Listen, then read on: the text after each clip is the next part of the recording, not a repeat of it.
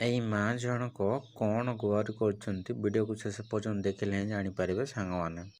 वो पेंशन लेकर वर्षे पूरी जाला जिला कुछ जालू जामडा पहुंचा दे से गलू विद भाई करे आदि कर 7 मास ही गाला पेंशन नहीं पाइली ने बाबू मत कर माके की भाई की काम दाम करी पारले तो बाबा भात का भी इच्छा लागे पानी खाइबा ठंड देखना पानी आके बात दे जीवन दौड़ दौड़ मरले मर माडे से पी दीते।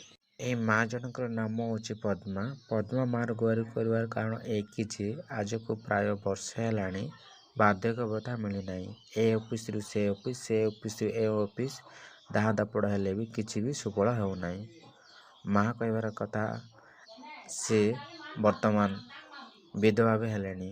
ତ ସରକାରକୁ ମୋର ଏତିକି ଅନୁରୋଧ କି ଏଇ ମାଆକୁ ତୁରନ୍ତ ବାର୍ଦ୍ଧକ୍ୟଭତ୍ତା ଯୋଗାଇ ଦିଆଯାଉ ଏବଂ ସ୍ପେଶିଆଲ କରି ଅନୁରୋଧ କରିବି କି ଏସଏସପିଟି ଡିପାର୍ଟମେଣ୍ଟ ଏହାର ତୁରନ୍ତ ସମସ୍ୟାର ସମାଧାନ କରନ୍ତୁ।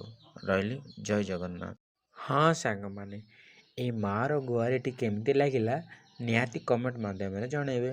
ଯଦି ଭିଡ଼ିଓଟି ଭଲ ଲାଗୁଛି ତେବେ ନିହାତି ଭାବେ ଗୋଟେ ଲାଇକ୍, ସେୟାର ଆଣ୍ଡ ଯେଉଁମାନେ ନ୍ୟୁଲି ଦେଖୁଛନ୍ତି ସବସ୍କ୍ରାଇବ୍ କରିବାକୁ ଜମାରୁ ଭୁଲିବେନି।